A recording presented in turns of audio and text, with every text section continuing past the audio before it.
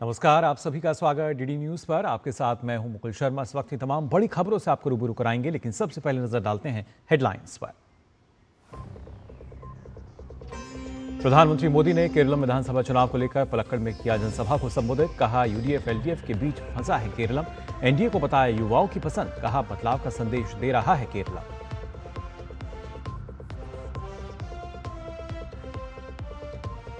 असम के सोनितपुर और नलबाड़ी में गरजे अमित शाह। घुसपैठियों मुक्त असम बनाने के लिए बीजेपी के पक्ष में वोट की अपील। कहा, अब घुसपैठियों को निकालने का आ गया समय।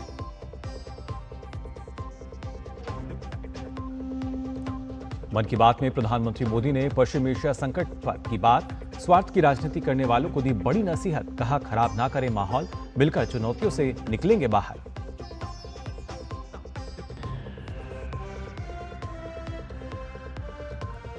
मन की बात में पीएम मोदी ने कहा, युद्ध की वजह से दुनिया में गहराया ऊर्जा संकट। कहा, भारत डट कर रहा है परिस्थितियों का मुकाबला। लोगों से की अपील, अफवाह पर ना दें ध्यान।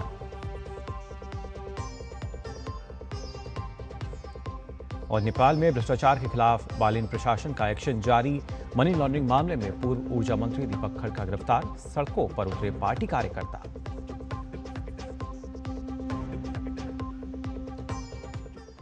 और आइए अब खबरें देखते हैं विस्तार से। आपको बता दें, प्रधानमंत्री नरेंद्र मोदी ने आज केरलम के पलक्कड़ में जनसभा को संबोधित किया। 9 अप्रैल को राज्य में 140 विधानसभा सीटों के लिए मतदान होना है। एनडीए उम्मीदवारों के समर्थन में पीएम मोदी ने आज प्रचार किया। प्रधानमंत्री ने कहा कि केरलम के मतदाता एलडीएफ और यूडीएफ के कुशासन से परेशान हैं और उन्होंने दावा किया कि लोगों का रुझान भाजपा एनडीए के नेतृत्व के पक्ष में है।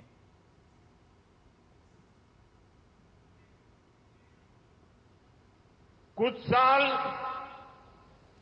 एलडीएफ वाले सरकार चलाएंगे, अपनी जेबें भरेंगे, उसके बाद यूडीएफ वाले आकर लूटेंगे। इनके इस गठजोड़ में हमारा केरलम उलझकर रह गया है।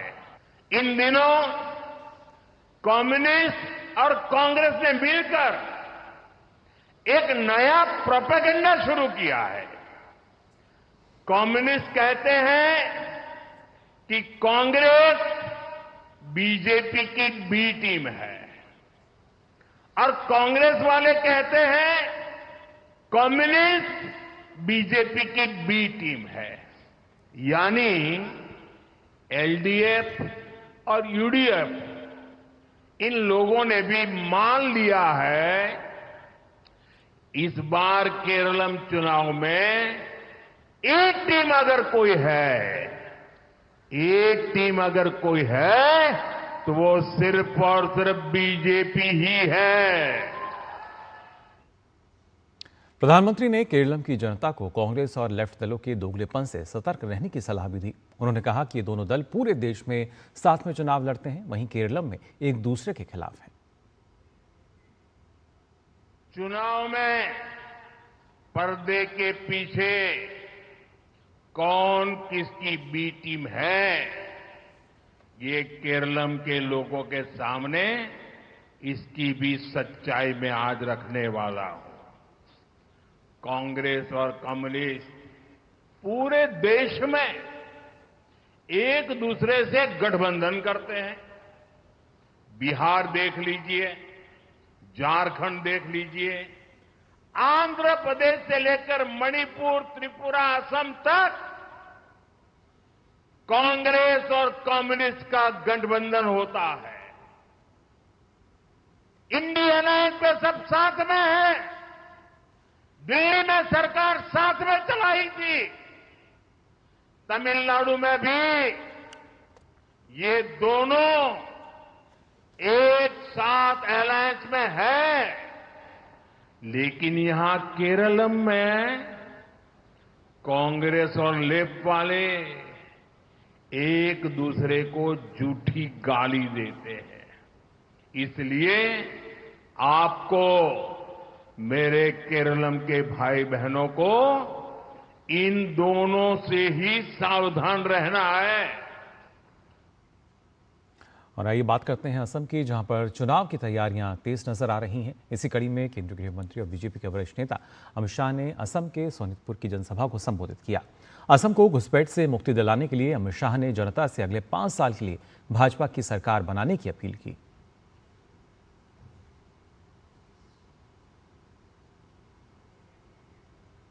आपको वादा कर कर जाता हूं, 10 साल हो गए मगर घुसपैठियों के लिए हम काम पूरा नहीं कर पाए। एक घुसपैठिए हमारे असम की युवाओं की नौकरी खाए जा रहे हैं। ये घुसपैठिए हमारे असम के गरीब का अनाज चावल खाए जा रहे हैं। इनका ये भूमि पर कोई अधिकार नहीं। तीसरी बार एक कमल फूल की सरकार बना दो, 5 साल में चुन चुन कर घुसपैठियों को असम के बाहर हम निकाल देंगे, बाहर। इसके साथ ही अमित शाह ने पूर्वोत्तर में दशकों तक चले हिंसक आंदोलनों के लिए कांग्रेस को जिम्मेदार ठहराते हुए सवाल पूछा कि अगर भाजपा विभिन्न समझौतों के जरिए असम में शांति बहाल कर सकती है तो कांग्रेस ने अपने शासनकाल में ऐसा क्यों नहीं किया।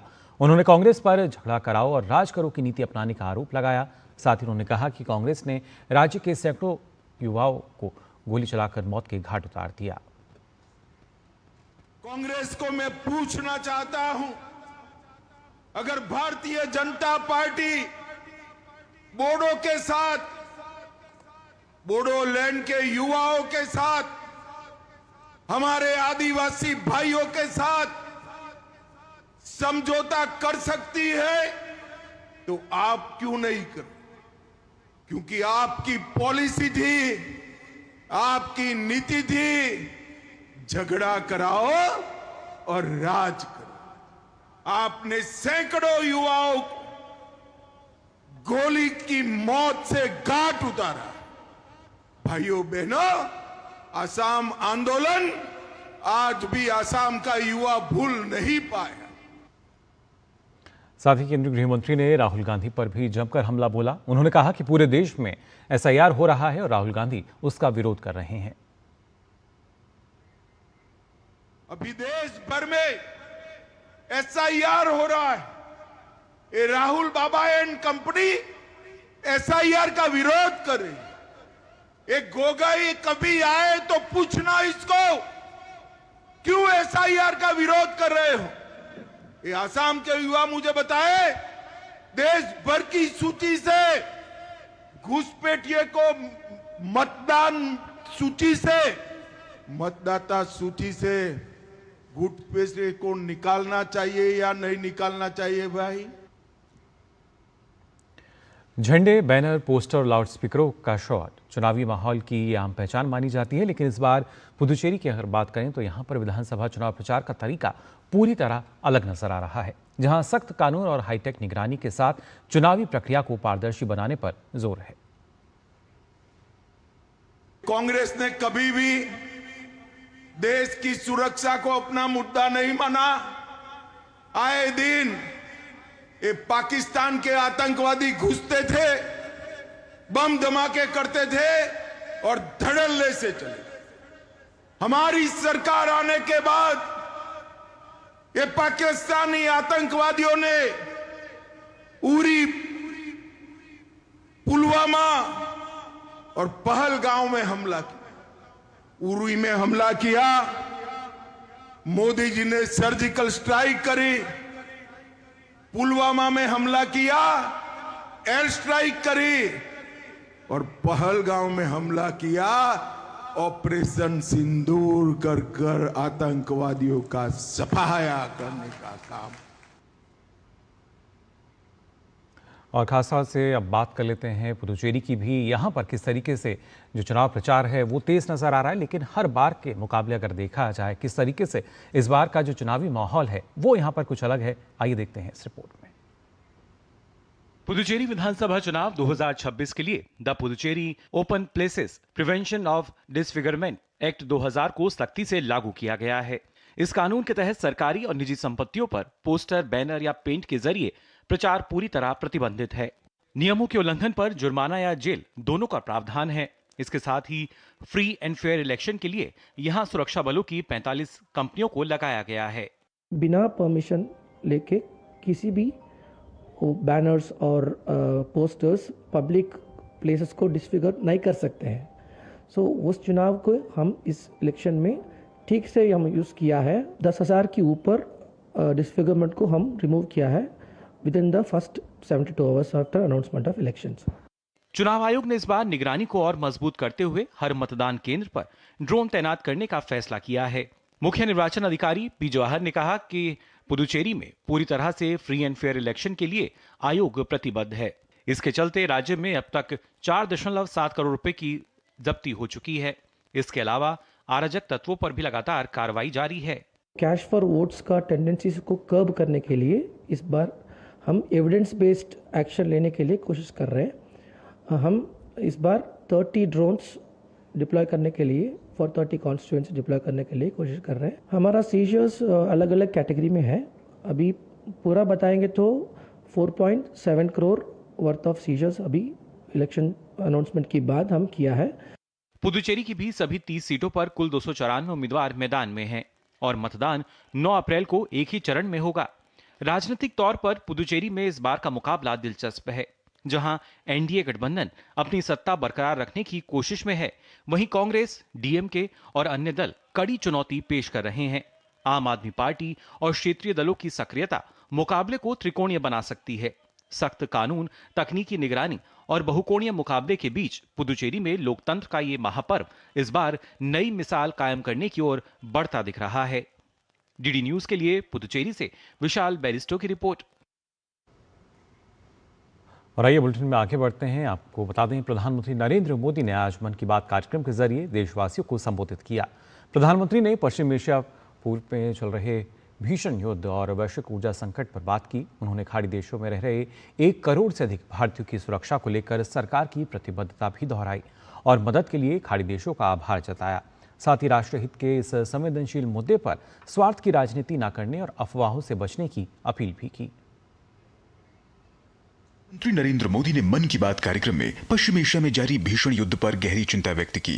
प्रधानमंत्री ने कहा कि कोरोना महामारी के बाद दुनिया को प्रगति की राह पर लौटना था, लेकिन लगातार युद्धों ने वैश्विक हालात को चुनौतीपूर्ण बना दिया है। उन्होंने खाड़ी देशों में काम कर रहे 1 करोड़ से ज्यादा भारतीयों की सुरक्षा का जिक्र करते हुए हर संभव मदद के लिए इन देशों का विशेष आभार जताया। हम सभी की अपेक्षा थी कि कोरोना के संकट से निकलने के बाद दुनिया नए सिरे से प्रगति की राह पर आगे बढ़ेगी, लेकिन दुनिया के अलग अलग क्षेत्रों में लगातार युद्ध और संघर्ष की परिस्थितियां बनती चली गई।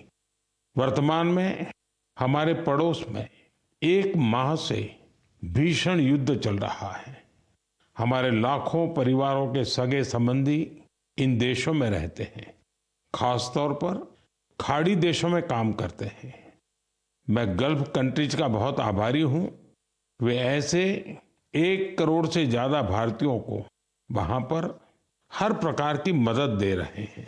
युद्धग्रस्त क्षेत्र के बड़े ऊर्जा केंद्र होने के कारण दुनिया भर में पेट्रोल और डीजल के संभावित संकट पर भी प्रधानमंत्री ने देश को आश्वस्त किया। उन्होंने कहा कि पिछले 1 दशक में भारत के बढ़ते सामर्थ्य और मजबूत वैश्विक संबंधों के कारण देश इस चुनौती का डटकर मुकाबला कर रहा है। दुनिया भर में पेट्रोल और डीजल को लेकर संकट की स्थिति बनती जा रही है। हमारे वैश्विक संबंध, अलग अलग देशों से मिल रहा सहयोग और पिछले 1 दशक में देश का जो सामर्थ्य बना है, इनकी वजह से भारत इन परिस्थितियों का डटकर मुकाबला कर रहा है। साथियों, निश्चित तौर पर यह चुनौतीपूर्ण समय है। मैं आज मन की बात के माध्यम से सभी देशवासियों से फिर यह आग्रह करूंगा कि हमें एकजुट होकर इस चुनौती से बाहर निकलना है। प्रधानमंत्री ने देशवासियों से किसी भी प्रकार की अफवाहों के बहकावे में न आने की अपील की है। मैं सभी देशवासियों से अपील भी करूंगा कि वो जागरूक रहे, अफवाहों के बहकावे में न आए। सरकार की तरफ से जो आपको निरंतर जानकारी दी जा रही है, उस पर भरोसा करें और उसी पर विश्वास करके कोई कदम उठाएं। मुझे हर बार की तरह इस बार भी विश्वास है कि जैसे हमने देश के 140 करोड़ देशवासियों के सामर्थ्य से पुराने संकटों को हराया था। इस बार भी हम सब मिलकर के इस कठिन हालत से बहुत ही अच्छी तरह बाहर निकल जाएंगे। उन्होंने जोर देकर कहा कि संकट के इस समय में नागरिक केवल सरकार द्वारा दी जा रही आधिकारिक और प्रामाणिक जानकारी पर ही भरोसा करें। और फिलहाल बुलेटिन में हम यहाँ रुक रहे हैं छोटे से ब्रेक के लिए, जल्द लौटते हैं।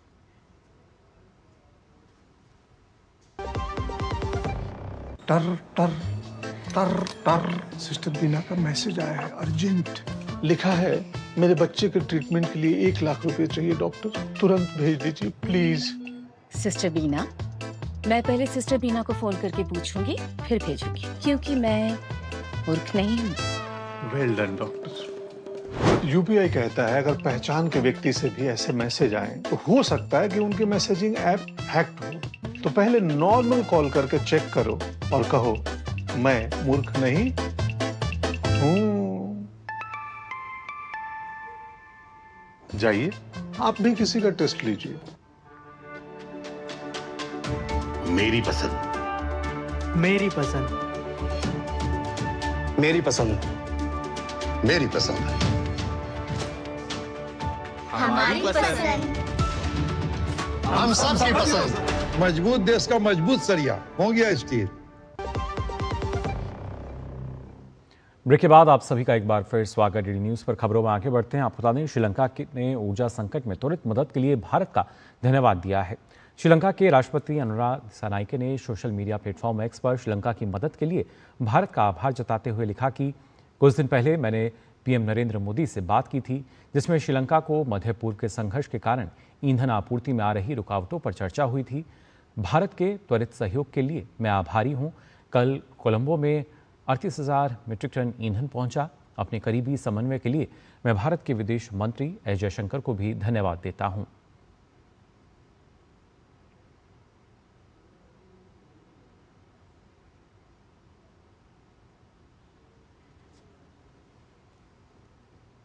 और आइए बात कर लेते हैं मध्य प्रदेश की, जहां धार स्थित भोशाला विवाद एक बार फिर सुप्रीम कोर्ट पहुंच गया है। मुस्लिम पक्ष ने मध्य प्रदेश हाईकोर्ट के 16 मार्च के आदेश को चुनौती दी है, जिसमें जजों ने विवादित परिसर का स्वयं निरीक्षण करने और 2 अप्रैल से नियमित सुनवाई करने का फैसला किया था। याचिका मौलाना कमरुद्दीन वेलफेयर सोसाइटी ने दायर की है। उनका कहना है कि उन्हें भारतीय पुरातत्व सर्वेक्षण यानी एएसआई की रिपोर्ट पर आपत्ति दर्ज करने का पर्याप्त अवसर नहीं मिला। ये मामला भोशाला मंदिर सह कमाल मौला मस्जिद परिसर के धार्मिक स्वरूप को लेकर है, जहां हिंदू इसे देवी का मंदिर मानते हैं, जबकि मुस्लिम पक्ष इसे मस्जिद बताता है। अब सुप्रीम कोर्ट इस याचिका पर 1 अप्रैल को सुनवाई करेगा।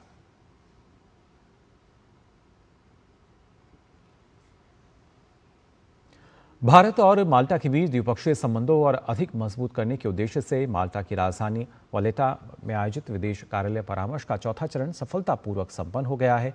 दोनों देशों के बीच आयोजित इस उच्च स्तरीय बैठक की सह-अध्यक्षता भारतीय पक्ष से विदेश मंत्रालय में सचिव पश्चिम सीबी जॉर्ज और माल्टा की ओर से स्थायी सचिव क्रिस्टोफर कटजार ने की। इस अहम कूटनीतिक चर्चा के दौरान आपको बता दें, दोनों देशों ने व्यापार, निवेश, पर्यटन, समुद्री क्षेत्र और रक्षा सहयोग जैसे कई महत्वपूर्ण विषयों पर विस्तार से बातचीत की। विशेष रूप से हाल ही में संपन्न हुए भारत यूरोपीय संघ व्यापार समझौते के परिप्रेक्ष्य में आर्थिक संबंधों और को गहरा करने पर जोर दिया गया। अपनी यात्रा के दौरान सचिव सीबी जॉर्ज ने माल्टा के उप प्रधानमंत्री डॉक्टर इयान बॉर्ग और सशस्त्र बलों के कमांडर से भी मुलाकात कर द्विपक्षीय सहयोग पर चर्चा की। आपको बता दें, भारत माल्टा के बीच कूटनीतिक वार्ता भारत जो है ये विदेश कार्यालय ने परामर्श जो है संपन्न हुआ था। इसके साथ साथ किस तरीके से व्यापार, निवेश और रक्षा सहयोग में और दोनों जो देश हैं वो बेहतर तरीके से संबंध अब यहाँ नज़र आ सकते हैं, इसको लेकर भारत माल्टा के बीच द्विपक्षीय वार्ता हुई और परामर्श का ये चौथा चरण इस दौरान संपन्न हुआ।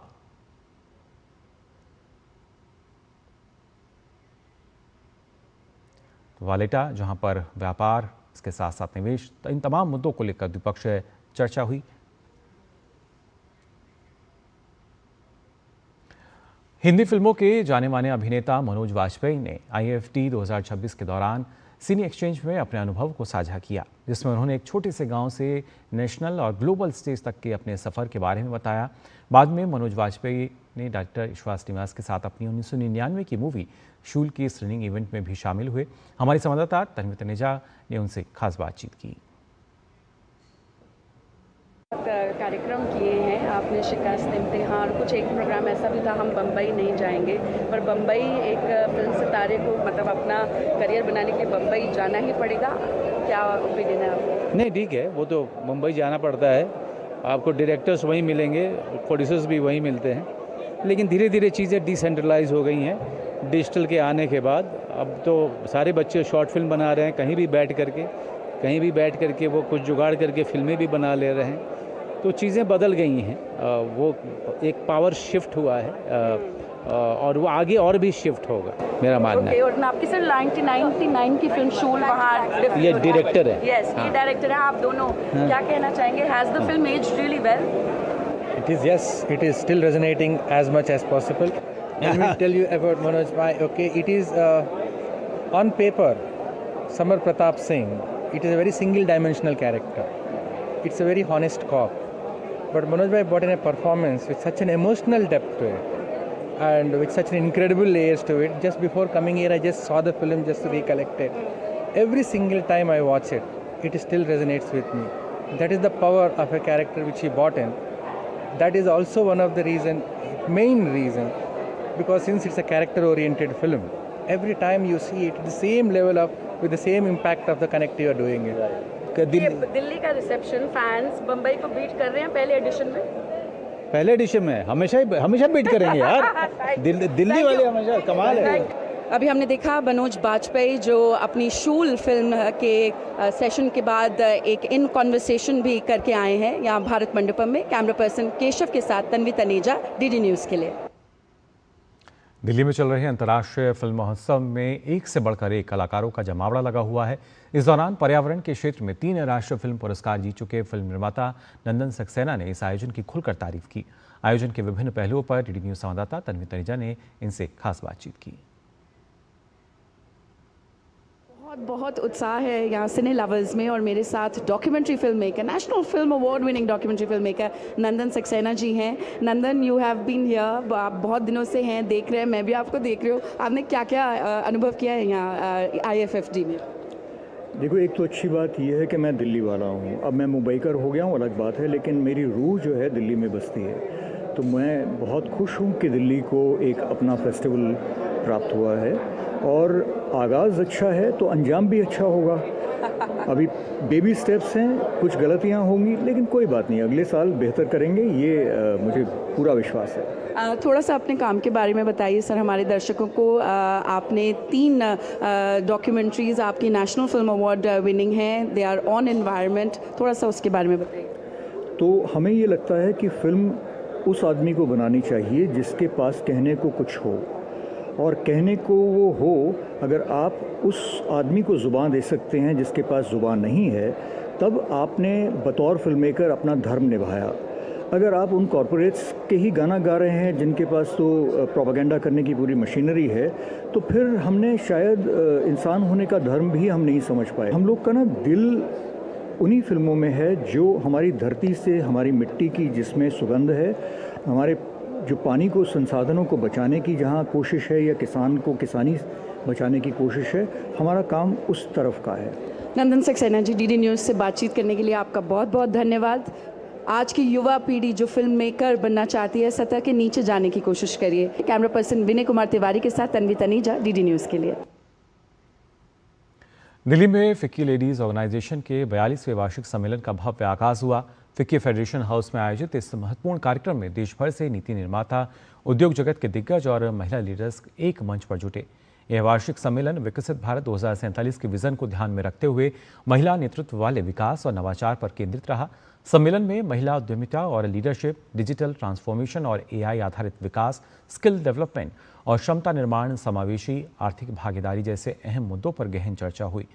1983 में स्थापित फिक्की तो आज देश में महिला उद्यमिता, नेतृत्व और सशक्तिकरण का एक मजबूत मंच बन चुका है, जो भारत की विकास यात्रा में महिलाओं की भागीदारी को नई ऊंचाइयों तक ले जाने में अपनी अहम भूमिका निभा रहा है।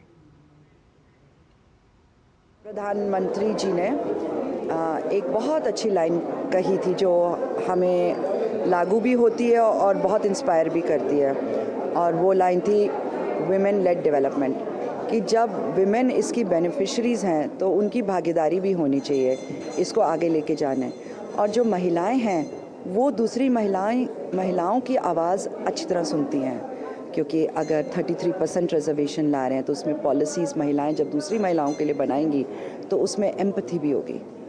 Honourable prime minister Modi ji का जो विज़न है उसमें फ़िकी फ्लो का बहुत बड़ी साझेदारी है, और हर साल स्पेशली दिस ईयर 25-26 में हमने कोशिश करी है कि थ्रू स्किलिंग एंड अपस्किलिंग हम और बहुत महिलाओं को वर्कफोर्स में ला पाएँ, and that will be one of our main focus going ahead also. India को 2047 तक विकसित भारत बनाना है तो इंडिया को पार्टिसिपेशन में विमेन लेड ग्रोथ को आगे प्रमोट करना होगा, जो फ़िकी का आज का एजेंडा भी यही है, क्योंकि अभी भी इंडिया में जो वर्कफोर्स पार्टिसिपेशन है ना विमेन की, वो 25-30% है।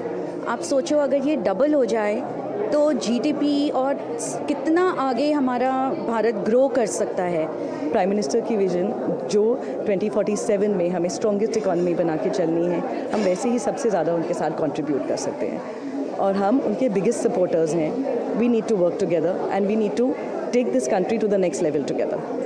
विकसित भारत जब तक नहीं होगा जब तक उसमें वुमेन इन्वॉल्व नहीं है, और ये उनका बहुत ही अच्छा विजन है। और बात कर लेते हैं आईपीएल को लेकर 19वें सीजन का दूसरा मुकाबला आज मुंबई इंडियंस और कोलकाता नाइट राइडर्स के बीच खेला जाएगा। ये मैच मुंबई के घरेलू मैदान वानखेड़े स्टेडियम में शाम 7:30 बजे से शुरू होगा और टॉस 7 बजे होगा।